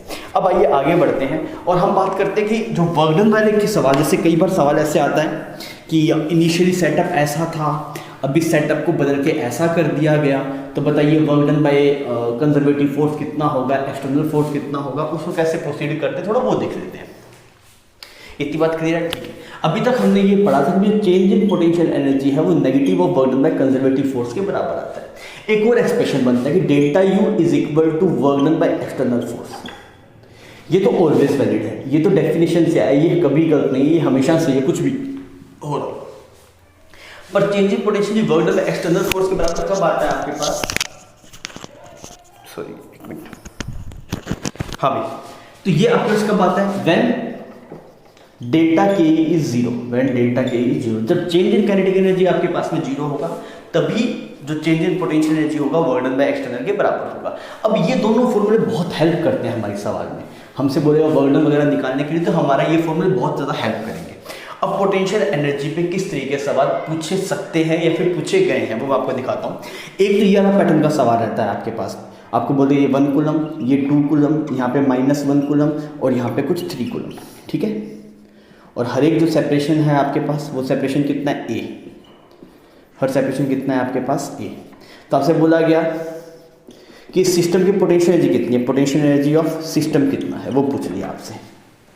तो अब क्या बोलेंगे यार, हमें तो सिर्फ एक पेयर की वजह से निकालना आता है, दो चार्जेस है Q1 Q2, दूरी r है तो K Q1 Q2 by r होगा। अब इस सिस्टम में कैसे निकालेंगे बताइए,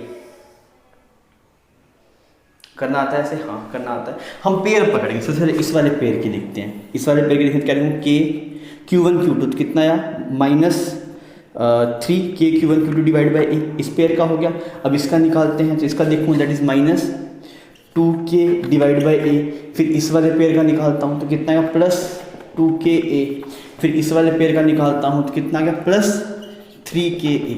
अरे समझ में आ गया भाई, 4 पेयर हमने पकड़ दिए, एक ये वाला पकड़ा बच्चों, एक ये वाला पकड़ा, एक ये वाला, एक ये वाला, 4। अभी 2 पेयर और बचे, कौन कौन से, ये डायगोनल वाले और ये वाले पेयर। तो इसकी लिखेंगे आप तो क्या लिखेंगे, प्लस इसी में ऐड करता हूँ मैं, तो ये बन जाएगा आपके पास K6। अब इसके बीच का सेपरेशन ए नहीं है, इसके बीच का सेपरेशन कितना है बच्चों, √2 है, तो ये बन जाएगा √2 है। सिमिलरली अगर आप यहाँ पे देख रहे हैं तो इसकी वजह सेपरेशन भी √2 है, तो क्या K Q1 Q2 by R with sign put किया तो ये बन गया -K डिवाइड बाय √2। अब ये इस पूरे सिस्टम की एनर्जी होगी, दैट इज पोटेंशियल एनर्जी। इस तरीके का सवाल पूछ सकता है। तो अब आपसे ये भी, जैसे ये सवाल आ गया आपके पास में, अब आपको ये पूछ सकता है कि इनिशियली इस सवाल को दूसरे फॉर्मूले कैसे पूछ सकते हैं। देखिए आपको बोल देगा ये जो चार्जेस थे वो पहले इन्फिनिटी पे थे, सब में सेपरेशन इन्फिनिटी था, अब उसको यहाँ पे ले आए, तो गिवन कॉन्फ़िगरेशन में लाने में कितना वर्क करना पड़ेगा। सवाल सुन रहे हैं भाई, जवाब सेम रहेगा पर अब क्या सवाल कैसे पूछा जाएगा कि इनिशियली सिस्टम इन्फिनिटी पे था, मतलब सब चार्जेस के लिए सेपरेशन इन्फिनिटी था, अब उनको ऐसी पोजीशन में लाने में कितना वर्क डन करना पड़ेगा। तो मुझे पता है वर्क डन किसके बराबर होता है, तो मैंने बोला किसका वर्क डन चाहिए, उसने बोला मान लीजिए एक्सटर्नल का, तो मैंने बोला डेल्टा यू के बराबर होता है, सही। तो अगर आप देखेंगे वर्क डन बाय एक्सटर्नल तो डेल्टा यू देख रहे हैं, तो इनिशियली ये गिवन कॉन्फ़िगरेशन हो गया, -u एट इन्फिनिटी, तो यह टर्म तो 0 है, तो यही जवाब आपके पास में आ जाएगा वर्क डन बाय एक्सटर्नल का। तो सेम सवाल को 2 फॉर्मेट में पूछा जा सकता है, आंसर सेम रहेगा उसमें, या तो ऐसे पूछ रहा है इस सिस्टम की टोटल पोटेंशियल एनर्जी क्या है, या फिर उसे इस तरीके से भी इंटरप्रेट कर सकता है कि हम इस सिस्टम को इन्फिनिटी से उठा के यहाँ पे लेके आए, तो बताइए work done by external force आपको कितना करना पड़ेगा। तो बच्चों जब भी वर्क डन की बात आ जाए, चाहे वो एक्सटर्नल फोर्स का है चाहे वो कंजर्वेटिव फोर्स का है, जब भी कभी वर्क डन आए तो आप ध्यान रखिएगा कि आपको ये जो फॉर्मूले जो हमने 2 लिखे हैं, ये delta U is negative of work done by conservative force और ये वाला एक्सप्रेशन, इन्हीं दोनों से हम इसको प्रोसीड करेंगे। आइए मैं आपको थोड़ा 1-2 सवाल और दिखाता हूँ इसके, क्योंकि ये कई बार पूछा गया था, हम थोड़ा और ढंग से देख लेते हैं। आपको बोला गया कि यहाँ पे एक चार्ज है आपके पास में, यहाँ पे एक चार्ज है, ठीक है, और ये 5 कूलम है आपके पास में, ये कुछ भी मान लेते हैं कुछ 10 कूलम है, ठीक, और ये डिस्टेंस कुछ r है, ये डिस्टेंस कुछ √2r है, या फिर √3r कर लीजिए ना इसको। दिस डिस्टेंस इज r और ये डिस्टेंस है √3r यहाँ पे, ठीक। तो यहाँ पे A पॉइंट है, इसका नाम, इस पॉइंट का नाम B है पॉइंट है, ठीक है, और ये फिक्स है चार्जेस आपके पास, ये मूव नहीं कर रहे। आपको क्या बोला गया सवाल में कि -2 coulomb charge is moved from point A to B, then find work done by external and work done by electrostatic force in this process. आपको बोल दिया कि यार ए से उठा के बी पे लेके आए, तो मतलब फाइनली तो रेस्ट शुरू किया था, फाइनली यहाँ पे रख के भी रोका, तो चेंज नहीं करेंगे, जीरो ही है आपके पास में, ठीक है। अब आप मुझे इस वाले केस में करके बताइए कि अगर हम -2 कूलम चार्ज को ए पॉइंट पे उठा के बी पॉइंट पे लेके आएंगे तो हमें एक्सटर्नल फोर्स, इलेक्ट्रोस्टैटिक फोर्स के द्वारा कितना वर्क आपको करना पड़ेगा। अब आपको जब अच्छा वर्क आया मतलब किससे काम करना पड़ेगा, चेंज इन पोटेंशियल एनर्जी। तो आप पोटेंशियल एनर्जी के पास जाइए, आप इनिशियल पोटेंशियल लिखिए, फाइनल पोटेंशियल लिखिए, उसका डिफरेंस निकाल के बताइए क्या जवाब आ रहा है, फिर अपने इसको देखते हैं, करके बताइए बच्चों क्या आएगा।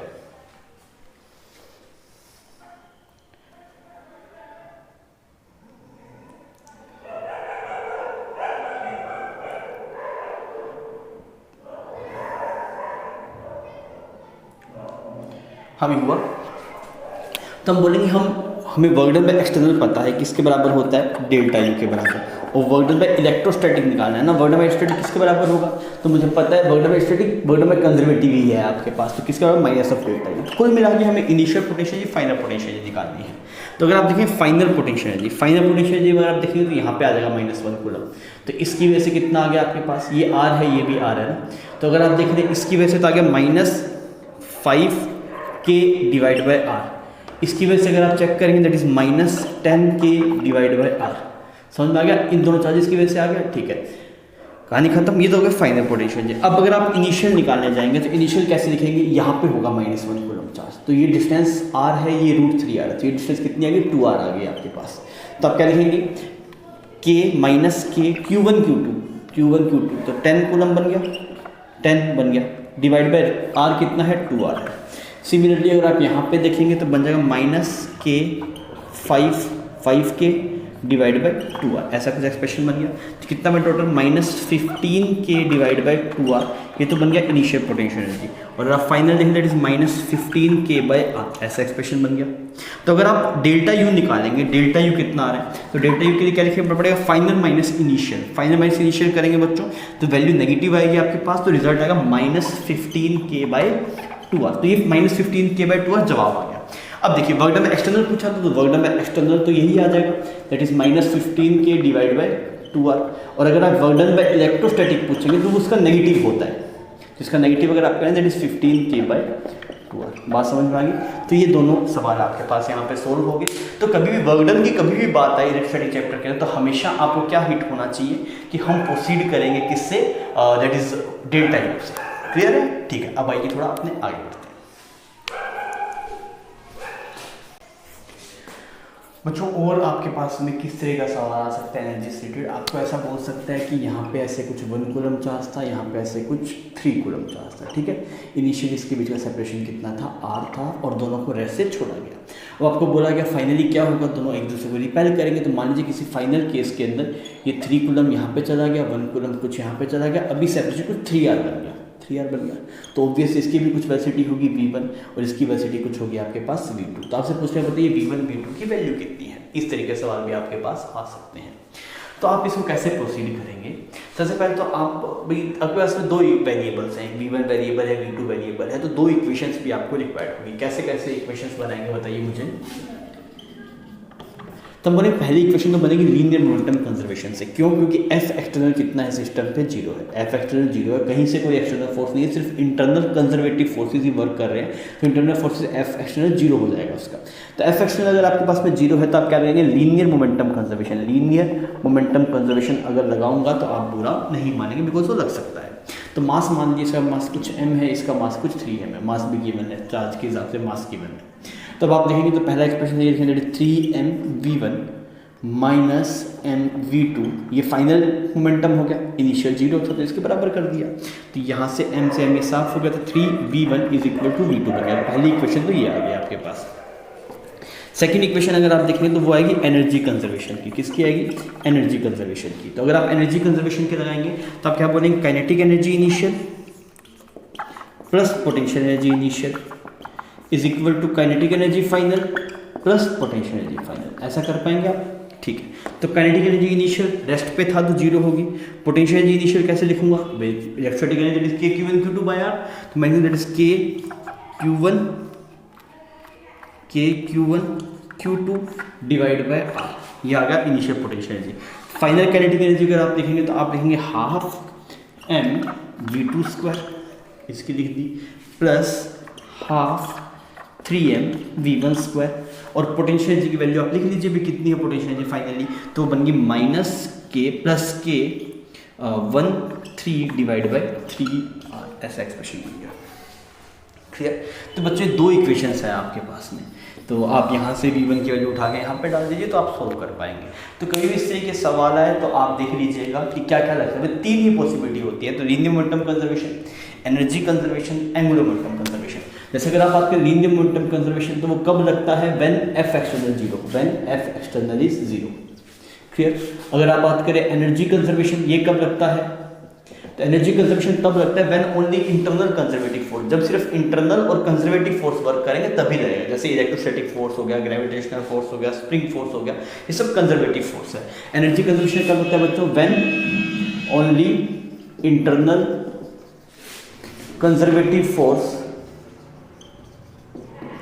वर्क। ठीक है, ये बात ध्यान रखिएगा। और एक होता है angular momentum conservation, angular momentum conservation, ये कब लगाना होता है, अगर आप एंगुलर मोमेंटम कंजर्वेशन की बात करेंगे तो ये किसी पॉइंट के अबाउट एंगुलर मोमेंटम कंजर्वेशन आप तब लगा सकते हैं जब उस पॉइंट के अबाउट एक्सटर्नल टॉर्क जीरो हो। तो अगर आपको किसी गिवन पॉइंट के अबाउट एंगुलर मोमेंटम कंजर्वेशन लगाना है तो टाउ एक्सटर्नल कितना होना चाहिए, tau external should be zero about A given point.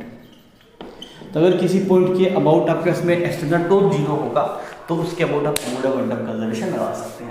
देखिए एनर्जी कंजर्वेशन कभी भी ये नहीं बोलता कि एक्सटर्नल फोर्स नहीं लगना चाहिए, एक्सटर्नल फोर्स लग सकते हैं पर उनका वर्क नहीं आना चाहिए। जैसे मान लीजिए यहाँ पे आपने क्यू चार्ज को ऐसे फिक्स करके रखा हुआ है, तो फिक्स किया तो कोई एक्सटर्नल बॉडी ने फिक्स किया होगा ना, तो अगर आप एक्सटर्नल बॉडी फिक्स कर रखा है तो फिक्स कर रखा है, ठीक है, फोर्स लग रहा है पर वो उसका वर्क नहीं है, क्योंकि जहाँ पे फोर्स आ रहा है वो रुक गया बस उसकी वजह से, अब वो मूव नहीं कर रहा।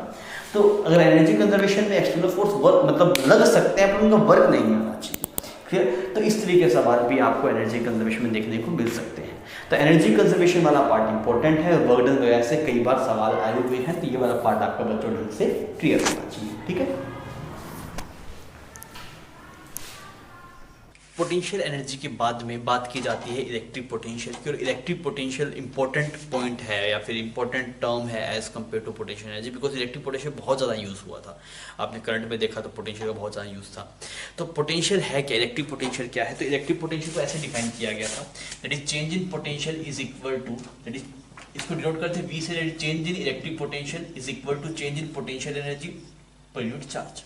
ये क्यू नॉट क्या है, Q naught test charge particle है, टेस्ट चार्ज पार्टिकल, और इसकी यूनिट क्या थी, 1 कूलम लेते, पॉजिटिव 1 कूलम चार्ज दिया करते हैं ना। अच्छा, अब अगर आप देखेंगे तो इसकी यूनिट अगर आप देखेंगे यूनिट, तो यहां से तो आगे जूल पर कूलम, पोटेंशियल एनर्जी की जूल होती है, इसी का नाम है वोल्ट। तो ये बहुत कॉमन टर्म है, आपने बहुत सारी जगह पे देखी भी होगी। अब आपको पता है जैसे change in potential energy define होता है वैसे ही चेंज इन पोटेंशियल डिफाइन होगा। मान लीजिए अगर आप रेफरेंस ले लें, मतलब आप कहीं पे रेफरेंस लेके किसी पॉइंट का पोटेंशियल एनर्जी लिख दें, किसी चार्जेस का पोटेंशियल एनर्जी लिख लें इन्फिनिटी पे जीरो मान के कहीं पे, तब आप इसको ऐसे लिख सकते हैं। अगर हम रेफरेंस पॉइंट एज्यूम कर लें, आफ्टर एज्यूमिंग रेफरेंस पॉइंट, अगर आप रेफरेंस पॉइंट नहीं माने तब तक ये सब नहीं रहेगा आपके पास में। फिर अगर आप देखेंगे, अब जैसे आपके पास में कभी पोटेंशियल डिफरेंस गिवन है, मान लीजिए आपको इलेक्ट्रिक पोटेंशियल का डिफरेंस गिवन है, तो आप उससे डेल्टा यू कैसे निकाल सकते हैं, उसमें क्यू मल्टीप्लाई कर दीजिएगा। तो आपको कभी भी किसी दो पॉइंट्स का पोटेंशियल गिवन है तो आप उसका पोटेंशियल डिफरेंस से फिर पोटेंशियल एनर्जी का डिफरेंस निकाल सकते हैं। फिर आप पोटेंशियल एनर्जी का डिफरेंस निकाल लेंगे तो आप फिर अगेन एनर्जी कंजर्वेशन लगा सकते हैं। जैसे मान लीजिए मैं आपको बोलूँ कि एक क्यू चार्ज था, वो यहाँ से गया, यहाँ पर 0 वोल्ट था, यहाँ पे कुछ 10 वोल्ट था, ठीक है। इस एक क्यू चार्ज था, वो यहाँ से यहाँ पे मूव कर रहा है, यहाँ से ऐसे यहाँ पे मूव कर रहा है। तो आपसे पूछा गया बताइए फिर काइनेटिक एनर्जी कितनी हो जाएगी यहाँ पे, तो हम क्या करेंगे, हम लिखेंगे kinetic energy initial plus potential energy initial is equal to kinetic energy final plus potential energy final. सही। तो काइनेटिक एनर्जी इनिशियल यहाँ से छोड़ा 0 है, पोटेंशियल कितना होगा क्यू मल्टीप्लाई 10, समझ में आ गया। फाइनल कितना हो गया Q multiply 0 plus potential energy हमें, सॉरी काइनेटिक एनर्जी हमें निकालना है, तो काइनेटिक एनर्जी कितनी आ जाएगी, क्यू मल्टीप्लाई 10। समझ में आ गया। तो अगर किसी पॉइंट का पोटेंशियल गिवन है आपको, तो आप पोटेंशियल क्या लिख सकते हैं, उसका पोटेंशियल मल्टीप्लाई कर दीजिए चार्ज के साथ। तो अगर आपको किसी पॉइंट का पोटेंशियल गिवन है और वहां पे आपको पोटेंशियल एनर्जी चाहिए हो, तो आप उसे v मल्टीप्लाई करेंगे तो आपको पोटेंशियल एनर्जी मिल जाएगी। पोटेंशियल किसी पॉइंट का होता है, जैसे मान लीजिए आपके पास ऐसा सिस्टम रहता है कि 4 चार्जेस बना दिए, Q1 Q2 Q3 Q4। Potential energy अगर आप देखें तो बोले इस सिस्टम की पोटेंशियल एनर्जी बताओ, और अब पोटेंशियल बोले तो बोले किसी पॉइंट पे बताओ, इस पॉइंट पे बताओ, इस पॉइंट पे बताओ, ठीक है। तो पोटेंशियल जी सिस्टम की होती है, पोटेंशियल किसी पॉइंट पे होता है। अब किसी पॉइंट पे पोटेंशियल निकालने का तरीका क्या होता है, जहां पे पोटेंशियल निकालना होता है वहां पे 1 कूलम चार्ज मान लो। अब इससे कोरेस्पॉन्डिंग पोटेंशियल निकालो, सिर्फ इस चार्ज के कोरेस्पॉन्डिंग, तो 1 2 3 और 4। समझ में आ रहा है। जिस पॉइंट पे पोटेंशियल निकालना होता है वहां पे पॉजिटिव 1 कूलम चार्ज मान लो, सिर्फ उस चार्ज से एसिडिक पोटेंशियल एनर्जी निकाल लो, फिर जो पोटेंशियल एनर्जी आएगी उसको डिवाइड कर दो 1 कूलम से, तो आपको उस पॉइंट का पोटेंशियल मिल जाएगा। समझ में आ गई ये बात, कोई दिक्कत नहीं, ठीक है। फिर अगर हम देखें कि इलेक्ट्रिक फील्ड की डायरेक्शन में से पोटेंशियल ड्रॉप होता है, potential drops in the direction of, potential drop in direction of electric field, in direction of electric field. ये वाली बात इंपॉर्टेंट थी, कैसे आया था थोड़ा सोचिएगा इस चीज को। अब मान लीजिए मैं आपको ये बोलूँ कि यहाँ पे 20 वोल्ट है, यहाँ पे 10 वोल्ट है, यहाँ पे 5 वोल्ट है, यहाँ पे ठीक है, यहाँ पे एक इलेक्ट्रॉन को रखा, बताओ किस तरफ जाएगा, और यहाँ पे एक प्रोटॉन को रखा, बताओ किस तरफ जाएगा। एक इलेक्ट्रॉन को रखा है, प्रोटॉन को रखा, बताओ किस किस तरफ जाएगा। तो आप बोलेंगे सब पोटेंशियल इस तरफ कम हो रहा है, तो इलेक्ट्रिक फील्ड इस तरफ है, तो इलेक्ट्रॉन तो इस तरफ जाएगा और प्रोटॉन इलेक्ट्रिक फील्ड डायरेक्शन जाएगा तो इस तरफ जाएगा। समझ में आ गया। तो आप ये वाली बात ध्यान रखिएगा कि अगर आप इलेक्ट्रिक फील्ड की डायरेक्शन में जाते हैं तो पोटेंशियल क्या होता है आपके पास, घटता है। ठीक है, छाप लीजिए।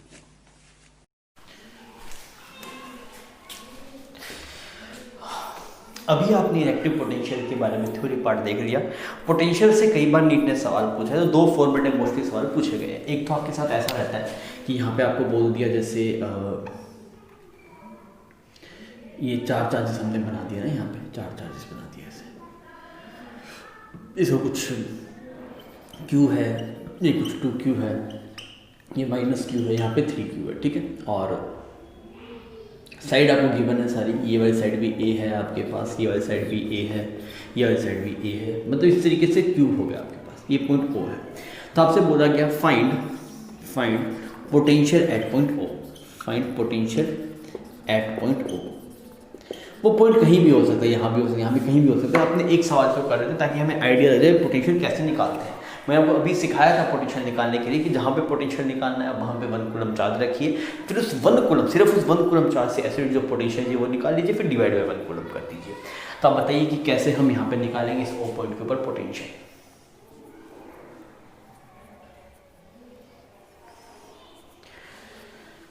तो हम ये बोलेंगे कि यहाँ पे आप 1 कूलम चार्ज रखिए, तो आपने यहाँ पे 1 कूलम चार्ज मान लिया, एक बार एज्यूम कर लिया। ये A है तो ये पूरा बन गया A√2A, this is become √2A। तो ये सेपरेशन अगर आप देखेंगे, this is √2A divide by 2, तो ये क्या बन गया A/√2। सिमिलरली ये वाली वैल्यू भी क्या बन गई बच्चों, A/√2। और हर डिस्टेंस आपके पास में जैसे A/√2, ये भी आपके पास में A/√2 हो गया, और ये वाला सेपरेशन भी A/√2 हो गया। अब आप पोटेंशियल निकालने जाएंगे, मतलब हमें एक्चुअली पोटेंशियल चाहिए, तो पहले इस 1 कूलम रखा यहाँ पे था नहीं 1 कूलम, हमने खुद ने रखा है, बिकॉज हमें पता है कहीं पे पोटेंशियल निकालने के लिए वहाँ पे हम 1 कूलम चार्ज को रखते हैं। तो सबसे पहले इस चार्ज का एसिड एनर्जी निकाली, तो हमने लिखा K 2Q, फिर 1 कूलम लिखा, 1 कूलम लिखेंगे फिर डिवाइड बाय 1 कूलम का तो नहीं लिखते ना, हमारे दिमाग में ये बात रख रहा है कि 1 कूलम लिखूंगा फिर डिवाइड बाय 1 कूलम करूँगा, जरूरत नहीं है उसकी। डिवाइड बाय R करूँगा तो R की जगह हो गया A√2। बात समझ में आ गई, ठीक है। प्लस फिर आप इसका निकालेंगे, इसका इससे, that is K Q 1 coulomb divide by A√2। बात समझ में आ गई, ठीक है। फिर इसका अगर आप निकालेंगे, that is plus K 3Q 1 coulomb divide by A√2। Clear है। फिर अगर आप इसे कोरेस्पॉन्डिंग देखें, that is -KQ divide by A√2। तो ये पोटेंशियल आ गया उस पॉइंट के ऊपर, कोई दिक्कत ही नहीं हुई। मतलब क्योंकि हमें, जैसे हम सर इसकी पोटेंशियल क्यों लिख रहे हैं, बिकॉज मास्टर ने बताया कि पोटेंशियल निकालने के लिए जो 1 कूलम चार्ज रख रहे हैं, सिर्फ आपको उसी से एसोसिएटेड एनर्जी चाहिए। ऐसा नहीं भी इस पेयर की भी निकालनी है, 1 कूलम जो रखा है उससे एसोसिएटेड एक ये पेयर है, एक ये है, एक ये है और एक ये है, तो 4 टर्म्स बननी चाहिए थी, वो हमने बना दी। एक किसकी वजह से लिखा, K 2Q divide by A√2, KQ divide by A√2, K -Q divide by A√2, आप प्रोसीड के बाद बन गए। तो ये तो इससे साफ हो गया आपके पास। और यहाँ पे अगर आप चेक करेंगे तो ये ऊपर बन गया 2√2, यहाँ बन गया 3√2, और यहाँ पे आगे के क्यू बाई ए। तो टोटल जो जवाब आया आपके पास इट इज़ 5√2 के क्यू बाई ए, ये वाली आपके पास में पोटेंशियल आ गया किसी गिवन पॉइंट पे। तो इस तरीके के सवाल उसने पूछा था, उसने यहाँ पे पूछा था, तो कहीं भी पूछ सकता है, वो बेटर नहीं है, पर आपको कंसेप्ट क्लियर होना चाहिए कि जहाँ पे पोटेंशियल निकालना है वहाँ पे हम 1 कूलम चार्ज रखेंगे और उससे एसोसिएटेड जो भी एनर्जी होगी वो सब एनर्जी लिखेंगे, तो हमारी बात बन जाएगी। ठीक है, अब आइए और क्या पूछ सकता है। एक ये जो टर्म हमने बात की थी कि अगर ये ऐसे इलेक्ट्रिक फील्ड है आपके पास में ना, यहाँ पे मैं बोलूँ ये पॉइंट ए है, ये वाला पॉइंट बी है, ये वाला पॉइंट सी है, तो कहाँ का पोटेंशियल ज़्यादा होगा। तो आपको ये बात ध्यान रखना है, इलेक्ट्रिक फील्ड की डायरेक्शन जहाँ से पोटेंशियल ड्रॉप होता है, इलेक्ट्रिक फील्ड की डायरेक्शन जहाँ से पोटेंशियल ड्रॉप होता है। ऐसा क्यों हो रहा है, देखिए अगर आप पॉजिटिव 1 कूलम को यहाँ पे रखेंगे, पॉजिटिव 1 कूलम को रखेंगे तो इलेक्ट्रिक फील्ड की डायरेक्शन में मूव करेगा, तो और वो अपने आप मूव कर रहा है। और अगर कोई प्रोसेस अपने आप हो रहा है मतलब वो सिस्टम अपनी पोटेंशियल को घटा रहा है। भाई अगर ये 1 कूलम चार्ज आपके पास में आपने छोड़ा और ऐसे इस तरफ जा रहा है अपने पास, तो उसकी एनर्जी कम हो रही है ना। मैं इस मार्कर को छोड़ूं, मार्कर नीचे जाता है बिकॉज मार्कर की पोटेंशियल एनर्जी कम हो रही है। तो अगर आप यहाँ 1 कूलम चार्ज को छोड़ेंगे तो इस तरफ जा रहा है तो उसकी एनर्जी कम हो रही है, और अगर पोटेंशियल एनर्जी कम हो रही है तो पोटेंशियल कम हो रहा है। पोटेंशियल आपके पास पॉजिटिव 1 कूलम में कोरस्पॉन्डिंग एसोसिएटेड है। ठीक है, तो आप क्या बोलेंगे, हाँ आप इस बात को याद रखिएगा, इन direction of electric field, in direction of electric field potential drops, potential drops. बात समझ में आ गई। तो आप क्या बोलेंगे, वी ए मैक्सिमम है, फिर उससे कम वी बी है, फिर उससे कम वी सी है। तो समझ में आ गई ये वाली बात, आप ध्यान रखिए। इससे कई बार सवाल ऐसा आया है जिसमें आपसे पूछ लिया गया भी इलेक्ट्रिक फील्ड शो कर दिया, फिर वहाँ पॉइंट्स दिखा दिए, फिर पूछ लिया कौन से पॉइंट का पोटेंशियल ज़्यादा है किसका कम है। तो उसमें यही कंसेप्ट यूज़ हुआ था कि इलेक्ट्रिक फील्ड की डायरेक्शन जैसे पोटेंशियल क्या हो रहा है बच्चों, घट रहा है। इस बात का आप ध्यान रखेंगे। और इसको हम इससे भी ड्राइव कर सकते हैं, इस बार रिजल्ट को आप इससे भी समझ सकते हैं। ये हम थोड़ी देर पढ़ेंगे, delta V is equal to minus of E dot d l, या वैसे पहले पढ़ा हुआ भी होगा। तो अगर आप देख रहे हैं ई डॉट डी एल, अगर मान लीजिए ई की डायरेक्शन में आप मूव कर रहे हैं तो ई और डी एल में एंगल 0 हो जाएगा आपके पास। तो ये डेल्टा वी इस टर्म में कितना आएगा, अगर मैं बोलूँ if direction of if E vector and d l vector are in same direction, are in same direction, तो अगर ये दोनों सेम डायरेक्शन में होंगे आपके पास में तो फिर डेल्टा वी क्या आएगा, देखिए तो ये बन जाएगा minus E D L cos 0। तो ये वाली वैल्यू तो 1 बन गई आपके पास में। तो ये टोटल टर्म कैसी आएगी, नेगेटिव। और नेगेटिव आएगी मतलब फाइनल पोटेंशियल कम है, इनिशियल वाला ज़्यादा है, मतलब पोटेंशियल घट रहा है। क्लियर है ये बात, ठीक है। अब आइए अपने आगे चलते हैं।